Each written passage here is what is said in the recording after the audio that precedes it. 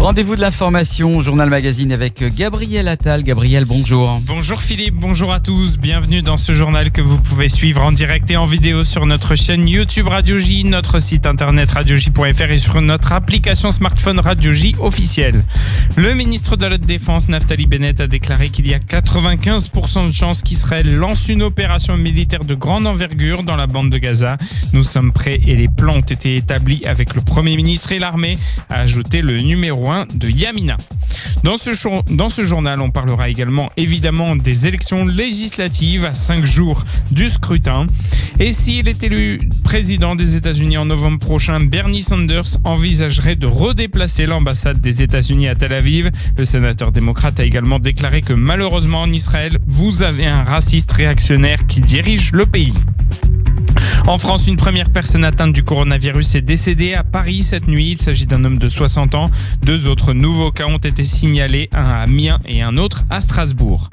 Le carnaval antisémite d'Alost en Belgique a suscité beaucoup d'émoi et d'indignation au sein de la communauté juive et en Europe en général. Un haut responsable de la Commission européenne a qualifié le défilé de honte. On reviendra sur cet événement avec Joël Rubinfeld, président de la Ligue belge contre l'antisémitisme. Et à la fin de ce journal, vous retrouverez l'émission Israël Startup Nation présentée par Daniel Rouache. Radio J. J-5 avant les élections législatives, la campagne bat son plein et selon un dernier sondage de la radio 103, le Likoud reste devant l'Alliance Bleu-Blanc. Le parti de Benjamin Netanyahu domine les débats avec 34 sièges contre 32 pour le parti de Benny Gantz. La liste arabe unie obtiendrait elle 14 sièges. L'Alliance Meretz, parti travailliste Gesher, 9 mandats devant le Chasse. Yamina et Israël Betenu à 8 sièges chacun. Le parti orthodoxe Judaïsme unifié de la Torah est crédité de 7 mandats. Otzma Yehudit obtiendrait 2% des voix, insuffisant pour passer le seuil d'éligibilité. Le bloc de droite totaliserait 57 mandats à la Knesset contre 55 pour le bloc de centre-gauche. Des scores cependant insuffisants pour espérer avoir la majorité à l'Assemblée nationale. L'incertitude est également la participation. 11,5% des sondés disent ne pas savoir qui ils choisiront de soutenir lundi. Les derniers développements de la campagne électorale, c'est avec la revue de presse de Daniel Haïk en partenariat avec le studio Kalita. Les médias se focalisent ce matin en manchette, en première page, en page d'ouverture sur les derniers développements autour de cette campagne électorale. Le Yediot Aharonot nous livre les derniers messages électoraux que les 2 grandes formations politiques, le Likoud et le Parti Bleu-Blanc, vont tenter de faire passer au cours de ces derniers jours de campagne. Au Likoud, on a l'intention d'expliquer par tous les moyens que Benny Gantz n'est qu'une pâle copie de Binyamin Netanyahu. Benny, c'est un bibi acheté sur AliExpress, devrait-on dire au sein du Likoud. En tout cas, cela devrait se refléter dans les prochaines affiches que l'on pourrait voir donc sur l'ensemble du territoire israélien. Par contre, du côté de Bleu-Blanc, eh bien, on a l'intention de réagir au dernier sondage qui place le parti de Benny Gantz derrière le Likoud. Ce ne sont pas les Sekarim, les sondages, mais les Shekarim, les mensonges de Bibi que nous allons dénoncer. L'objectif de Bleu-Blanc est clair, demeurer le plus important parti politique au lendemain des élections du 2 mars prochain. Et pour ce faire, à Bleu-Blanc, on a l'intention d'aller puiser des voix auprès de celui qui est le partenaire naturel dans le bloc de gauche, le parti Meretz travailliste. Le site N12, le nouveau site de la chaîne de télévision 12, explique que cette stratégie a fait bondir de colère justement les travaillistes et Meretz, que Gantz aille puiser ses voix ailleurs, plutôt chez Netanyahou, plutôt que chez nous. Autre changement d'approche à Bleu-Blanc, face aux sondages qui ne lui sont plus aussi favorables qu'il y a quelques jours, faire avancer sur le devant de la scène les 3 autres membres du cockpit, Yair Lapid, Moshe Yaalon et Gabi Ashkenazi. Yuval Karni explique dans le Yediot Aharonot que 5 jours avant le scrutin, Netanyahou et Gantz ont échangé leur rôle. Bibi devient le favori, tandis que Gantz lance sa campagne de Gewalt au secours, comme Netanyahou l'avait fait en avril et en septembre dernier. Carney explique que de manière paradoxale, l'expérience politique que Gantz a acquis en un an lui a presque porté atteinte. Quant à Netanyahou, il a certes le vent en poupe, mais il n'a pas encore fait la décision. En manchette du Israël Hayom, Naftali Bennett, le ministre de la Défense, qui était hier sur la chaîne 12, a affirmé qu'il avait décidé de ne pas attaquer Netanyahou en cette fin de campagne et de faire front commun dans l'espoir que le bloc de droite franchira enfin le seuil des 61 députés, a-t-il déclaré. Et Bennett de faire une précision claire en manchette du quotidien proche de la droite israélienne. Nous n'irons pas avec Benny Gantz. Je préfère qu'il y ait une 4e élection à la place plutôt que d'aller avec Benny Gantz. Selon le Israël Hayom, le Likoud envisage pour sa part de publier des enregistrements qu'il possède, dans lesquels on entend l'ancien chef d'état-major Gabi Ashkenazi, qui est numéro 4 dans la liste bleu-blanc, s'en prendre aux Druzes israéliens. Réaction d'Ashkenazi bizarre. Alors pourquoi m'avez-vous proposé il y a quelques semaines le poste de ministre de la Défense? Le Maariv, lui, se fait l'écho d'une déclaration intéressante d'Ayelet Shaked, l'une des chefs de file du parti Yamina à droite. Si le bloc de droite ne parvient pas à obtenir 61 mandats, nous pourrons compter sur les mandats de Tzvika Ozer et de Yoaz Endel, 2 députés de bleu-blanc qui ont été dans le passé de proches conseillers de Netanyahou. Il n'est pas certain que cela ait fait plaisir, cette déclaration ait fait plaisir à ces 2 députés bleu-blanc. Et Benjamin Netanyahou organisera aujourd'hui un meeting de campagne dans la ville arabo-israélienne de Tamra, dans le nord d'Israël, dans le but d'obtenir le vote arabe, selon le quotidien Maariv. Il prévoit de discuter de la loi Kaminitz qui mettait les maisons arabes en danger de démolition, améliorant l'approvisionnement en électricité des villes arabes et la gestion de la criminalité dans le secteur arabe. Le Premier ministre a exprimé l'espoir d'obtenir 3 mandats d'électeurs arabes. Une manifestation est prévue à proximité de l'événement. Il y a 95% de chances qu'Israël lance une opération militaire de grande envergure pour éliminer les menaces terroristes de la bande de Gaza. C'est ce qu'a déclaré hier le ministre de la Défense Naftali Bennett au Jérusalem Post. Nous sommes prêts et les plans ont été établis avec le Premier ministre Benjamin Netanyahou et l'armée, a affirmé le numéro 1 de la liste Yamina. Nous donnerons une toute dernière chance aux terroristes de garder le silence, mais je ne leur fais pas confiance. Ce sont des menteurs, des meurtriers et nous allons devoir agir. La guerre est toujours en dernier recours, mais cette fois-ci, ce sera selon nos conditions quand nous le souhaiterons et avec une vision très claire de l'avenir. Si les résidents du Sud ne peuvent pas dormir la nuit, les terroristes de Damas ne dormiront pas non plus, a déclaré Naftali Bennett, faisant référence aux frappes aériennes menées par l'aviation israélienne dimanche soir contre des cibles du djihad islamique qui, selon lui, ont tué 8 terroristes près de la capitale syrienne. Je veux donner de l'espoir et de l'apaisement aux Israéliens qui habitent dans le sud, a ajouté le numéro 1 de la liste Yamina. Et Benjamin Netanyahou a lui souligné qu'il n'est peut-être pas possible d'échapper à une opération militaire généralisée. Les plans que nous avons sont différents de toute opération de ce type dans le passé. Drapeau en berne, coup de canon, l'Égypte rend hommage aujourd'hui à son ancien président décédé, Hosni Moubarak. Une cérémonie officielle se tient à la mosquée Al-Mouchir Tantawi dans l'est de la capitale. Celui qui a dirigé le pays pendant 30 ans doit ensuite être enterré dans le tombeau familial à Héliopolis dans l'est de la ville. L'ancien président égyptien est décédé hier à l'âge de 91 ans.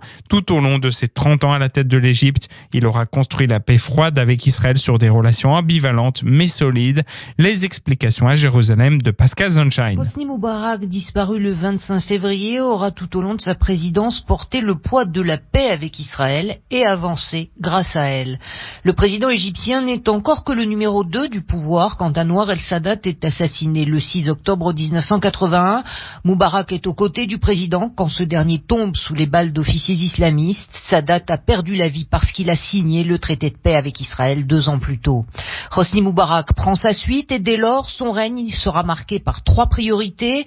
Rendre à l'Égypte sa légitimité dans le monde arabe, qui lui reproche d'avoir fait la paix avec l'ennemi. En 1989, il obtiendra la réintégration de son pays dans la Ligue arabe après 10 ans d'exclusion. Lutter contre la menace islamiste, évidemment marquée par l'assassinat de Sadat, cela l'obsédera toute sa vie.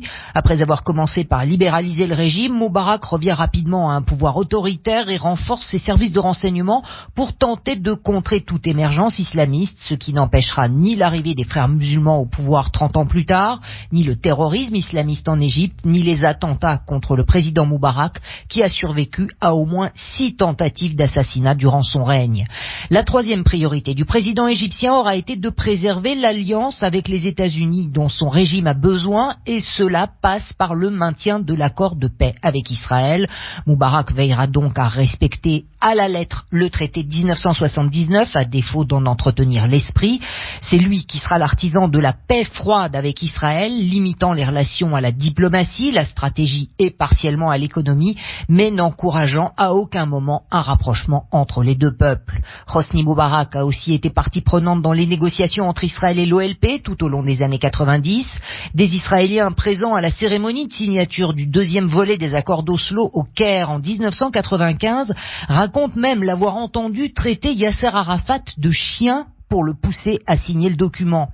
La deuxième intifada des années 2000 aura pourtant refroidi les relations israélo-égyptiennes, allant jusqu'au rappel de son ambassadeur à Tel Aviv et des condamnations publiques de la politique israélienne. Pourtant, Moubarak se rapprochera de nouveau du gouvernement israélien après la mort d'Arafat et surtout après le coup de force du Hamas à Gaza en 2007.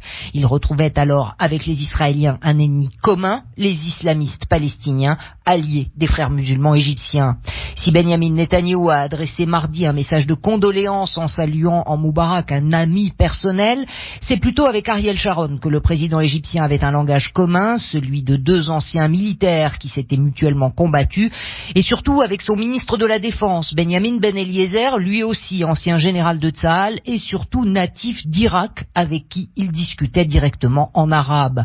Une proximité qui lui sera reprochée par ses opposants, qui l'accuseront ensuite de corruption dans ses ventes de gaz à Israël, et l'un des chefs d'accusation qui feront condamner Moubarak en 2012 avant son acquittement, 5 ans plus tard. Rachel Bitton, l'israélienne passagère du navire de croisière japonais Diamond Princess, est arrivée ce matin à l'aéroport Ben Gurion. Désormais guérie du coronavirus, elle y a subi un test médical supplémentaire pour s'assurer qu'elle n'est plus porteuse du virus. La ressortissante israélienne a ensuite pu retrouver sa famille. Rachel Bitton, âgée de 70 ans et vivant à Eilat, a déclaré avoir été aidée par le Chabad local après être sortie de l'hôpital militaire à Tokyo. J'ai rencontré des membres de ma famille à l'aéroport et nous avons pleuré de larmes de joie, a-t-elle ajouté. 3 Israéliens atteints du coronavirus restent toujours hospitalisés au Japon.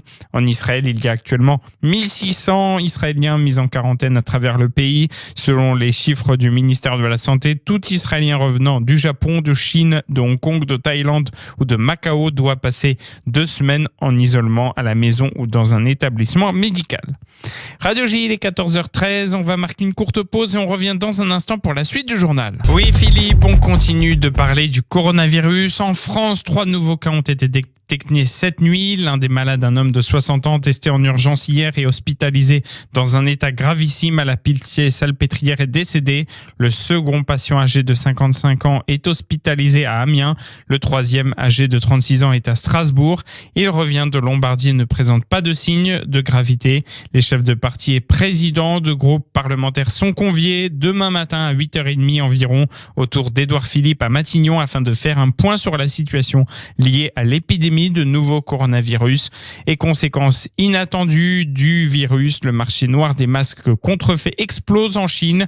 Au total, la police a confisqué 31 millions de masques contrefaits et autres produits falsifiés d'une valeur de 174 millions de yuan, soit 22,7 millions d'euros, a indiqué le ministre adjoint de la Sécurité publique. Au moins 22 000 suspects ont été interpellés pour des crimes ou délits liés à l'épidémie, a-t-il souligné, ajoutant que les autorités luttaient également contre l'envolée des prix pratiqués par certains vendeurs opportunistes.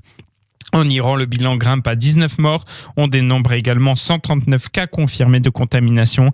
La République islamique est le pays comptant le plus de morts dus au coronavirus hors de Chine.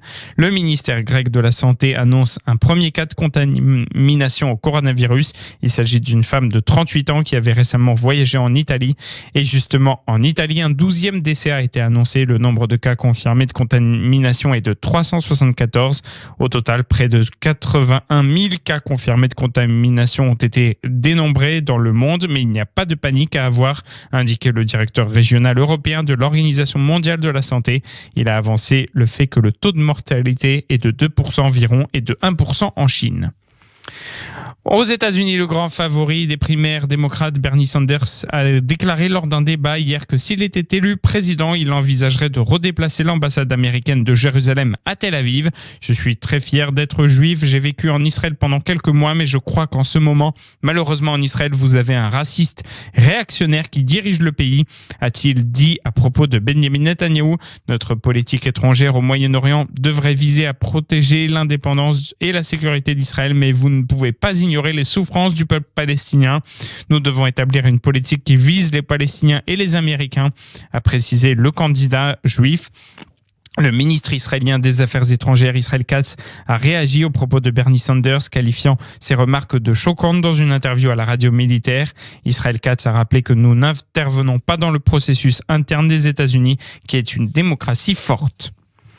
L'ambassade d'Israël en Espagne a protesté hier contre le défilé d'un carnaval qui s'est tenu le week-end dernier au cours duquel des participants se sont déguisés en nazis et en juifs prisonniers des camps de concentration tout en dansant à côté d'un char évoquant les fours crématoires.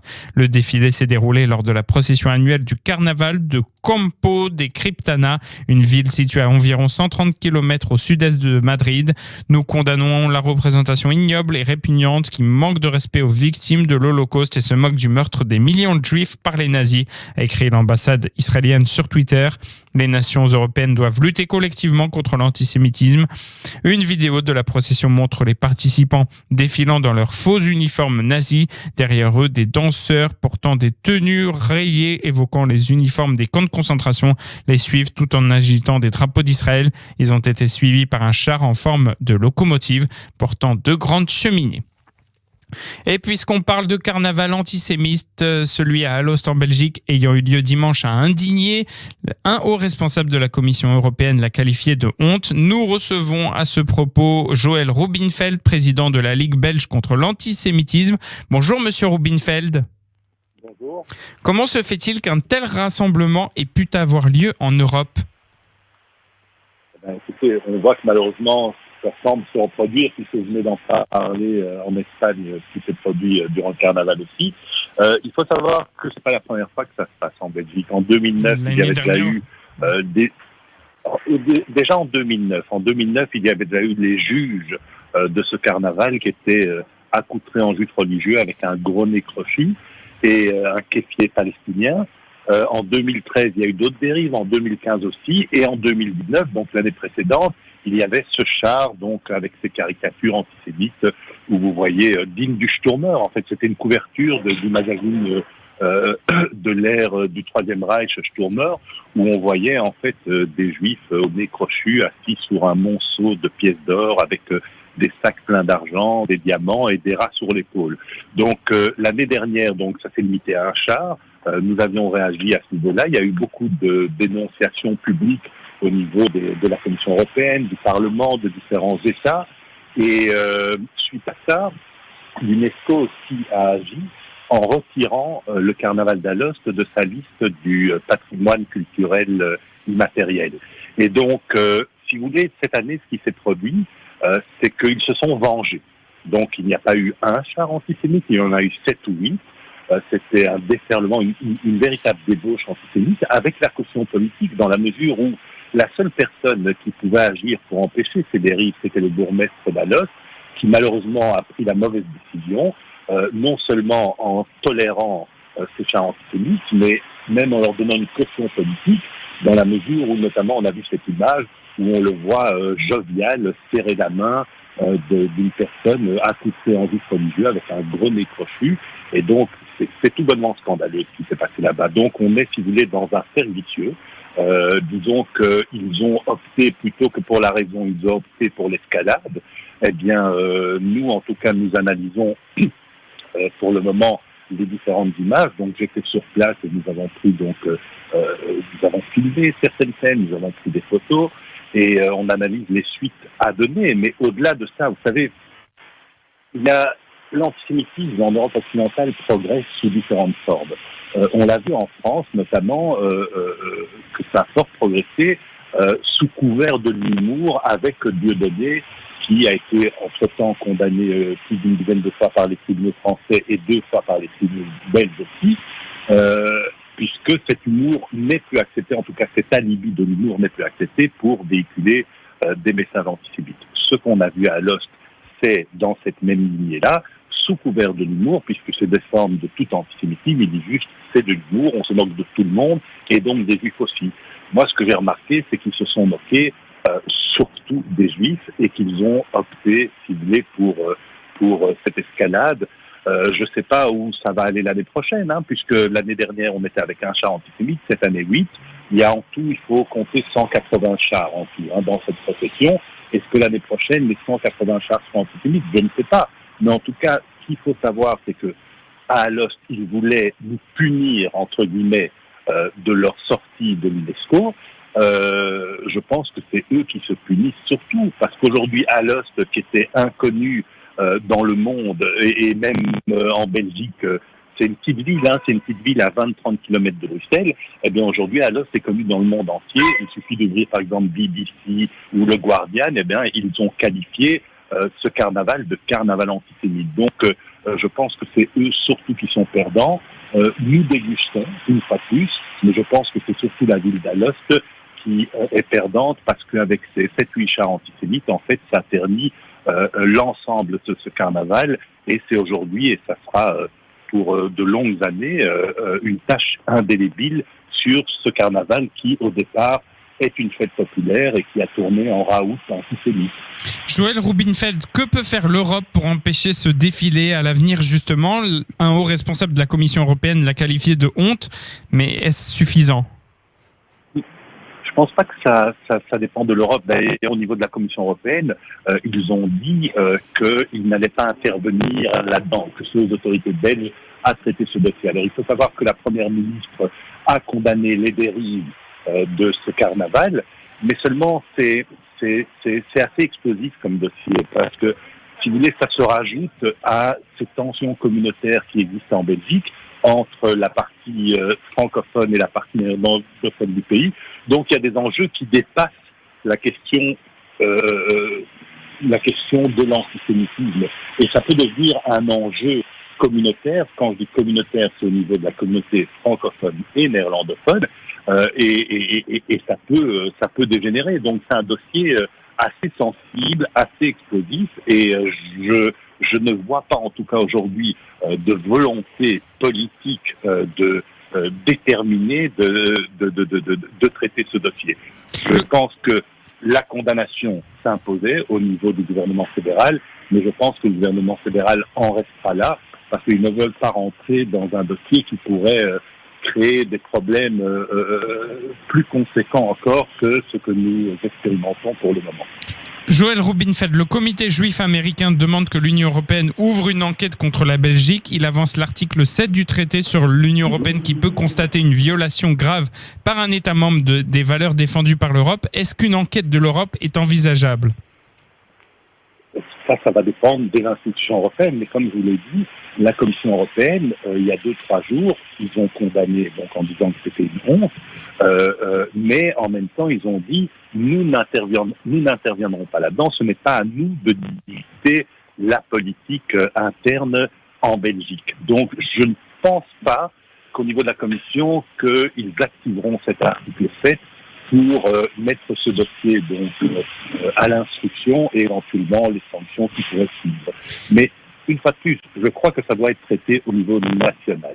Je crois que ça doit être traité au niveau des autorités nationales et je crains que ce n'est pas une priorité dans le chef du gouvernement intérimaire aujourd'hui, puisque comme vous le savez, on n'a pas encore de gouvernement suite aux dernières élections. Ça fait 1 an que nous sommes avec un gouvernement intérimaire. Je ne pense pas que ça rentrera dans les priorités du prochain gouvernement. Selon Patrick Charlier, directeur de l'UNIA, l'institution publique indépendante chargée de lutter contre la discrimination, que vous connaissez peut-être, il est trop tôt pour dire si les chars et les déguisements au carnaval d'Alost peuvent donner lieu à des poursuites pénales. Et vous, qu'en pensez-vous ? Écoutez, j'ai eu l'occasion d'en débattre la semaine passée sur un plateau télé en Belgique avec Patrick Charlier. Je pense que ce centre interfédéral de lutte contre le racisme est plus une partie du problème qu'une partie de la solution. Donc, je n'attends pas grand-chose de leur part. Vous savez, ce même centre, lorsque nous avions en 2009 déjà porté plainte auprès de ce centre suite à une manifestation qui s'est produite le 11 janvier 2009 précisément dans les rues de Bruxelles, une manifestation qui a réuni 50 à 80 000 personnes où on entendait une manifestation anti-israélienne en fait, dans laquelle on entendait des slogans mort aux juifs, Yidbach al-Yahoud, on voyait toute une série d'affiches antisémites, négationnistes, les drapeaux du Hamas, du Hezbollah, de la Assad Nasrallah. Eh bien, suite à cette plainte que nous avions introduite à l'époque auprès de l'UNIA, ils ont classé ce dossier sans suite. Donc, disons qu'au niveau de la popote interne, l'UNIA n'est pas le meilleur allié, loin s'en faut, pour traiter ce dossier et l'amener devant les tribunaux. Donc, on se trouve dans une situation un peu compliquée. Bon, en même temps, on commence à être habitué, mais c'est une situation assez inextricable, en fait. C'est-à-dire que, voilà, ces gens-là, à Alost, ont joué avec le feu. Comme d'habitude, ils jouent avec le feu et ce sont les Juifs qui se brûlent les doigts, mais en même temps, dans le cas précis d'Alost, je crois qu'ils n'ont pas encore pris conscience du retour de bâton. Et ce retour de bâton, c'est que aujourd'hui, Alost, vous tapez Alost dans Google, dans quelques pays du monde que ce soit, eh bien, directement, les premières occurrences associent Alost au carnaval antisémite. C'est une mauvaise image pour la ville, c'est ce que vous dites. Mais au-delà de la ville, c'est une mauvaise image pour le carnaval, c'est une mauvaise image pour la ville, mais c'est une mauvaise image pour le pays aussi. Vous savez, ça fait quelques années que lorsqu'on parle de la Belgique, on pense directement à Molenbeek, et donc la Belgique est associée au terrorisme, puisque Molenbeek, c'est l'épicentre du djihadisme européen. Eh bien, aujourd'hui, une autre ville sort de l'anonymat en Belgique, Alost, et elle est associée à l'antisémitisme. Donc, tout ça ternit fortement l'image du pays à l'étranger. Joël Rubinfen, merci beaucoup. Je rappelle que vous êtes président de la Ligue belge contre l'antisémitisme. Au revoir et à bientôt sur Radio J. Merci, au revoir. En France, le procès des époux Fillon dans l'affaire des soupçons d'emploi fictif de la compagne de l'ancien Premier ministre va débuter à 14h30 à Paris, dans quelques minutes. Le procès avait été suspendu en raison de la grève des avocats lundi. L'audience doit débuter par l'examen de 2 questions prioritaires de constitutionnalité soulevées par la défense des 3 prévenus. Et les expertises informatiques sur les ordinateurs et smartphones personnels de Michael Harpon, abattu le 3 octobre 2019 après avoir tué 4 agents à la préfecture de police de Paris, ont permis d'établir que le fonctionnaire avait fait une recherche internet comportant les mots « Comment tuer des infidèles » juste avant son passage à l'acte. Selon une source proche de l'enquête, cette recherche a été effectuée dans l'heure précédant son attaque. Le secrétaire d'État auprès du ministre de l'Intérieur, Laurent Nunez, doit être entendu actuellement par la commission d'enquête sur les dysfonctionnements ayant conduit aux attaques commises à la préfecture de police le 3 octobre 2019. Radio J, il est 14h30, c'est la fin de ce journal. Merci de l'avoir suivi. Retour de l'information à 15h et dans un instant, vous retrouvez l'émission Israël Startup Nation présentée par Daniel Rouage. Bon après-midi à tous. Retrouvez ce journal